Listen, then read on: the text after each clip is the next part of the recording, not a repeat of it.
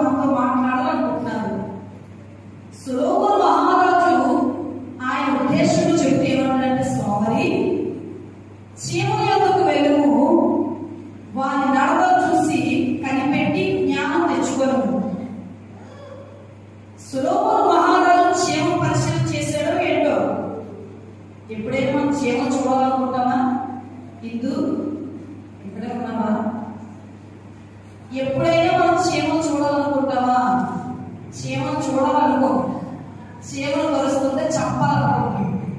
మన ఇంటి గోడల చివరి నుంచి చీమలు వెళ్ళిపోతుంటే చీమల ముందు వేసి ఇక చీమలు పట్టకుండా ఏం చేయాలనుకుంటాం? అమ్మో గోడల్లో చీమలేదు, అమ్మో గడ్డల్లో చీమలేదు, చీమలు పొగలు పెడితే కోపం వస్తాయేమో. చీమల్ని మనం ఎప్పుడు చూడాలనుకో. చీమలు మనకి హానికరంగా చూస్తాం, చీమలు మనల్ని పాడు చేయడానికి వచ్చినట్టుగా చూస్తాం. కానీ ఇక్కడ చీమల కోసం సొలొమోను మహారాజు చెప్తున్నప్పుడు ఒకసారి నేను బైబిల్ చదువుతుంటే ఆశ్చర్యపోయాను. అవి ఎందుకు మరి అలా ఒకదాని మీద ప్రయాణం చేస్తున్నాయనే విషయం మనకు తెలియదు. కానీ ఇక్కడ ఆయన చెప్తున్నాడు చూడండి, వాటి నడకలు కనిపెట్టి జ్ఞానం తెచ్చుకో. వాటి యొక్క నడకలు కనిపెట్టాలట. అప్పుడు మనకి ఏమొస్తుందట? రేపకమ్మా ఏమొస్తుంది? జ్ఞానం వస్తుందట. చీమలు చూసి జ్ఞానం తెచ్చుకోవడం ఏంటో.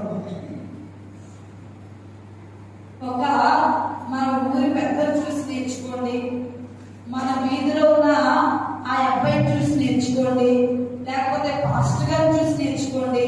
పాస్టర్ గారిని చూసి నేర్చుకోవడం అన్న పద్ధతిగా ఉంటుంది. కానీ చీమలు చూసుకొని వాటి నడతలు చూసి జ్ఞానం తెచ్చుకోమని సొలొమోను మహారాజు చెప్తూ కింద అంటున్నాడు చూడండి. ఆయన ఆ చీమలు కంటే న్యాయాధిపతి లేడట. కింద చూస్తే పై విచారణకర్త లేఖలను అధిపతి లేఖలను అవి వేసవి కాలమందు ఆహారం సిద్ధపరచుకును, కోపకాలమందు ధాన్యం కూర్చుకును. ఏంటగా వేసవి కాలం అంటే ఏంటో తెలుసా? వేసవి కాలం ఏంటి?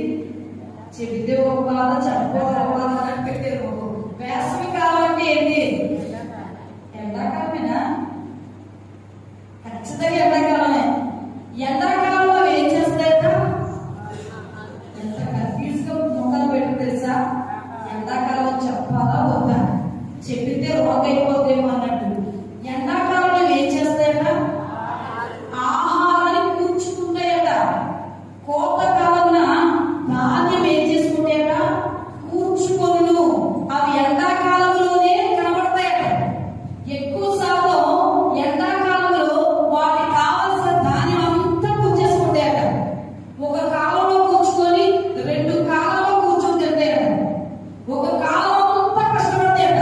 ఆ కష్టపడేటప్పుడు వాళ్ళ అమ్మ చెప్పదట వెళ్ళి తెచ్చుకొని, వాళ్ళ నాన్న చెప్పడానికి వెళ్ళి తెచ్చుకొని, వాళ్ళ ఇంటి యజమానులు చెప్పడానికి వెళ్ళి తెచ్చుకొని, వాళ్ళ కుటుంబం చెప్పడానికి వెళ్ళి తెచ్చుకొని, వాళ్ళగానే నా టైం వచ్చింది, నేను కష్టపడాలి, నేను పరిగెత్తాలి, నేను సంపాదించుకోవాలి, అప్పుడే నాకు ఆహారం దొరుకుతుంది, అప్పుడే నాకు కడుపు నింపబడుతుంది.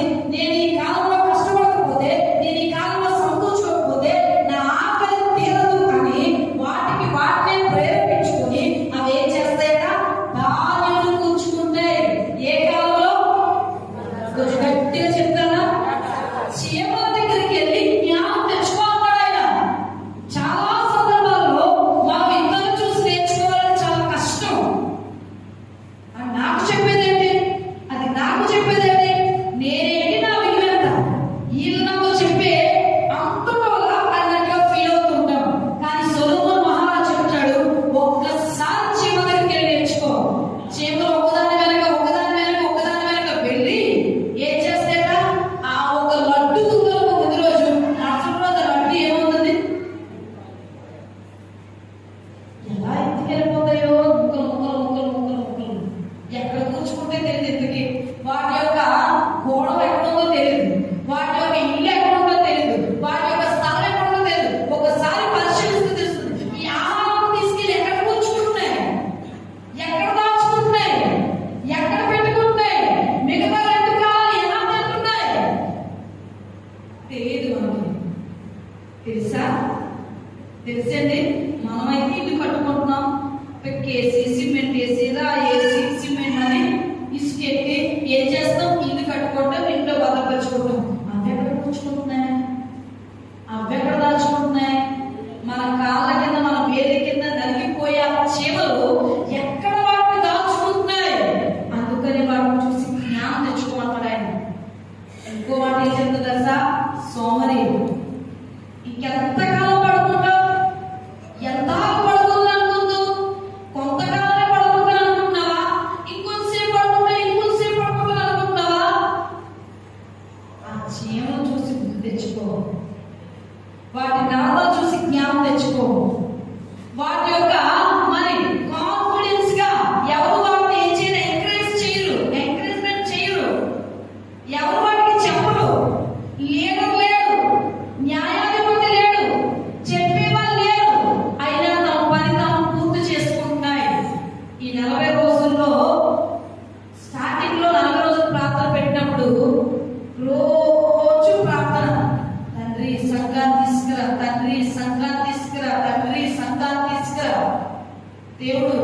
ప్రతిరోజు వచ్చిన నేను దీవించిపోతున్నాను, నేను ఆశ్రయించిపోతున్నాను, నేను వర్ధలింపు చేయబోతున్నాను, ఒక్క దినం కూడా మానుకున్నారండి, నేను దీవించిపోతున్నాను. దేవుడు చెప్తే చెప్తే చెప్తే చెప్తే ఈ సంవత్సరానికి చెప్పకుండానే వచ్చే స్థాయికి ఎంతమంది ప్రేరేపింపబడ్డారు. కొన్ని సంవత్సరాలు నడిపిస్తేనే కానీ, కొన్ని సంవత్సరాలు చెప్పేవారు ఉంటేనే కానీ మనం స్థిరపడట్లేదు. కానీ చీమలకు నా కాన్ఫిడెన్స్ ఏంటంటే, మేము ఆహారం తినాలి అంటే, మాకు ఆహారం కావాలంటే, మాకు ఆహారం కావాలి అంటే ఏం చేయాలి? ఏం చేస్తే మాకు ఆహారం ఉంటుంది? ఆహారం చూడండి అమ్మా, ఇటువైపు చూడండి. ఆహారం మాకు కావాలి అంటే మేము ఖచ్చితంగా వేసవి కాలం అంతా కష్టపడాల్సిందే. ఇక మేము పడుకునే రోజులు పోయాయి, సోమరుల నిద్రపోయే రోజులు పోయాయి. మత్తుతో పడుకొని పడుకొని మన సోమరుల కళ్ళ కళ్ళం కాదు. ఇప్పుడు మేము లేవాలి, మేము జీవముగా లేవాలి, మేము ఇక మత్తులు వదిలిపెట్టాలి, మేము మగత వదిలిపెట్టాలి. నిద్ర కాదు మా యొక్క ఆశ, నిద్రపోవడం కాదు మా కోరిక. లేచి రేయి మొదటి జామున మోకరించి ప్రార్థన చేసుకొని మందిరానికి వచ్చి ఉపవాసంతో దేవుని సన్నిధిలో గడిపి మళ్ళీ నా ఇంటికి వెళ్ళి నా పని ముగించుకొని దేవుడితో ఒక సహవాసం చేసి అప్పుడు నేను పనికి వెళ్ళాలి. ఈ 40 రోజుల్లో నేను చీమలు ఒకవేళ నాకు మాదిరిగా పెట్టుకుంటే చీమల దగ్గర నుంచి నేను నేర్చుకుంటాను. సోమరితనం ఉంటే వాటి 2 కాలాల్లో వాటికి ఆహారం ఉండదు. సోమరితనం లేకుండా వాటి ఆహారం వాటి కూర్చుకున్నట్లుగా చీమలు నా కాళ్ళ కింద నరకంతో సమానం. వాటికే అంత ఆసక్తి ఉంటే నాకు దేవుని పట్ల ఇంకెంత ఆసక్తి ఉండాలి? నాకు దేవుని పట్ల ఇంకెంత ఆసక్తి ఉండాలి? ఎవరో చెప్పేది మందికి రావడం కాదు, ఎవరో చెప్పేది మందిలో కూర్చోవడం కాదు, రాకపోతే అడుగుతారని మందిరంలో రావడం కాదు. దేవుడు చెప్తున్నాడు, నీకు ఒక ఆశ ఉండాలి. ఈ 40 రోజుల్లో నేను సోమరితనాన్ని నిద్రపోను, నా నిద్రని పక్కన పెడతాను, నా యొక్క తిండిని పక్కన పెడతాను, నా సమయాన్ని దేవుడితో గడుపుతాను, నా సమయాన్ని దేవుడితో సహవాసం చేస్తాను. నేను చెప్పాను ఏముండాలి? 2వ లక్షణం చెప్పాను. ఏంటది? నేను చెప్పిన 2వ లక్షణం ఉన్నారా? ఏంటి? ఉపవాసమునకు సమయం ఉందని మొదటి పాయింట్. 2వ పాయింట్, నీ నోటితో వ్యర్థమైన మాట ఒకటి కూడా రాకూడదు. ఇతరులకు మేలు కలిగే మాటే రావాలి, కానీ అనవసరంగా ఉపవాసమునప్పుడు నీ నోటితో మాట్లాడొద్దు. దోషం వస్తుంది. నీ ఉపవాసానికి ప్రతిఫలం అనేది చెప్పాను దొరకదు. ఈ రోజు ఆయన చెప్తున్నాడు, సోమరితనం విడిచిపెట్టు, సోమరితనం పక్కన పెట్టు. ఈ 40 రోజుల్లో నిద్రపోవడానికి ఇష్టపడొద్దు, కునుకుతో బతకొద్దు, మొక్కని వెనకొట్టు. ఇదిగో నీ కడుపుని చంపుకున్నా పర్వాలేదు, ఆకలి చంపుకున్నా పర్లేదు, విశ్వాసముతో మట్టుకు నా దేవుడితో నేను మాట్లాడాలి, నా దేవుడితో నేను సహవాసం చేయాలి, నా దేవుడితో నేను గడపాలి. ఈ 40 రోజుల్లో కొంచెం ఎక్కువగా దేవుడితో గడుపుతాను నేను. ఎందుకంటే ఈ 40 రోజుల తర్వాత నా దేవుడి కార్యం ఖచ్చితంగా నా జీవితంలో, నా దేవుడు చేసిన కార్యాన్ని ఈ దేశ కింద నిలబడి నా దేవుడు చేసిన మేలుని 41వ దినమున మరి ఆదివారమున నేను లైన్ కట్టాలి, సంఘం అంతా లైన్ కట్టాలి. దేనికి? అంతవరకు మత్తు రాలే ఉండేదని, అంతవరకు సోమరిపోతుగా ఉండేదని, అంతవరకు నిద్రపోతుగా ఉండేదని, అంతవరకు మరి నిద్ర తప్ప జీవితంలో మరి ఏదో